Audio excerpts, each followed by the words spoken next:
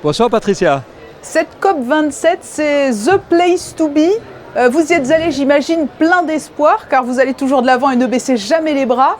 Mais vous estimez que l'on peut espérer un bel épilogue cette fois-ci? Je pense que si on n'est pas à la COP27 ou qu'il n'y a pas de COP27, on perd quelque chose. Parce que c'est clair qu'il y a des discussions politiques qui sont parfois un peu creuses, mais par derrière, il y a beaucoup d'accords, il y a beaucoup de coalitions. Ce qu'on voit, c'est qu'il y a aussi une deuxième COP à l'intérieur de cette COP politique qui est celle des entreprises. Et les entreprises amènent beaucoup de solutions. Et c'est surtout avec les entreprises qu'on travaille pour promouvoir toutes leurs solutions. Vous êtes porteur de 1000 solutions pour l'avenir. Il faut abandonner les postures moralisatrices ou les mesures coercitives? Mais les discours moralisateurs, on les connaît. La liste des problèmes, on les connaît. Et puis on sait aussi qu'après tous ces grands discours, il y a toujours cette phrase « il faut absolument faire quelque chose ». Mais ça, on le sait. Maintenant, ce qu'il faut dire, c'est quoi faire et comment le faire. Et en fait, c'est là qu'on a notre rôle à la Fondation Solar Impulse, en arrivant avec 1450 solutions qui sont économiquement rentables pour protéger l'environnement, avec un guide de 200 solutions spécifiquement pour les villes, qu'on peut appliquer partout dans les villes, et puis des exemples, mais hyper concrets.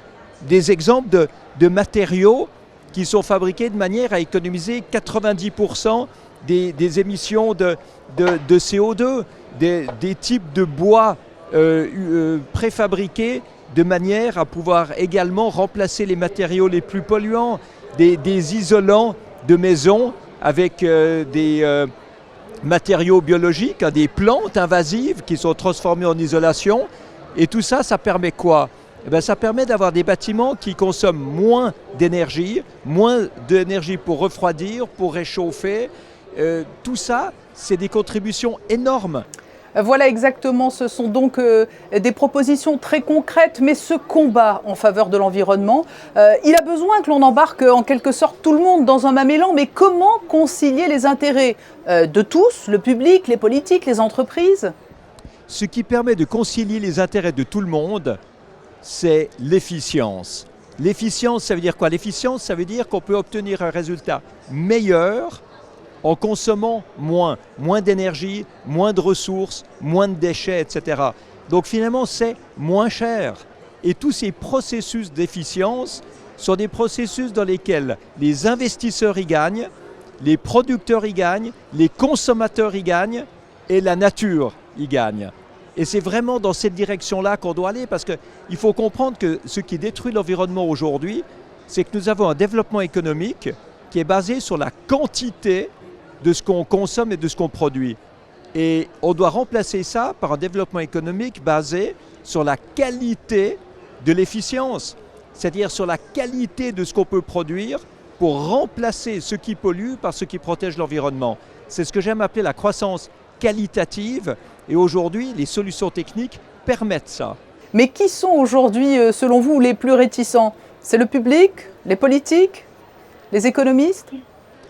Tout le monde est réticent si on croit que ça coûte cher et si on croit qu'il faut faire des sacrifices. Donc il faut changer le narratif. On n'est plus aujourd'hui dans une écologie qui est rébarbative, qui est menaçante pour l'économie et pour nos habitudes. On est dans une écologie qui est enthousiasmante, qui est créatrice d'emplois, qui est génératrice de profits, parce qu'on peut ouvrir des nouveaux débouchés industriels dans la protection de l'environnement. Donc c'est ce que je veux absolument montrer, c'est qu'on peut réconcilier l'économie et l'écologie. 70% des constructions qu'il y aura en Afrique en 2040 n'ont pas encore été construites aujourd'hui. Ça veut dire que ça reste à construire maintenant dans les 18 ans qui viennent.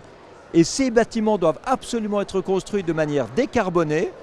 Sinon, pendant 18 ans, on aura encore des sources additionnelles de CO2. C'est même pas qu'on aura enlevé du CO2, c'est qu'on en aura rajouté. Donc on voit la dimension énorme de ce qu'il faut faire et la nécessité impérative maintenant d'utiliser des solutions techniques existantes pour arriver à cette décarbonation.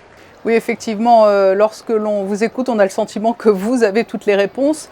Mais dans ces grands rendez-vous internationaux, il y a beaucoup de discussions et on a le sentiment qu'il y a peu d'action. Comment vivez-vous, vous, les coulisses de cette COP27 ?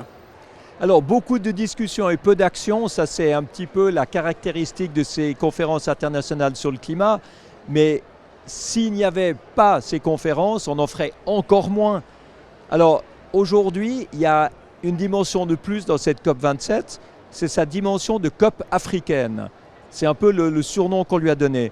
Parce que les pays en développement maintenant demandent des réparations pour les dommages causés à travers les changements climatiques par les pays du Nord aux pays du Sud. Si les pays sont sous l'eau ou sont dans une sécheresse totale, avec une progression du désert, eh ben, on n'arrive pas non plus à développer le pays. Donc c'est vrai qu'il y a beaucoup de discussions, que c'est beaucoup de la politique. Moi, je ne suis pas dans ces discussions-là. Moi, je suis là avec la Fondation Solar Impulse pour montrer les solutions qui existent. C'est un des bras de levier qu'on a, mais c'est vrai que ce n'est pas l'entier de la solution qui est contenue par la technique. Merci Bertrand Piccard de nous avoir fait partager votre témoignage en plein cœur de la COP27 à Sharm el-Sheikh. Je vous en prie, avec plaisir.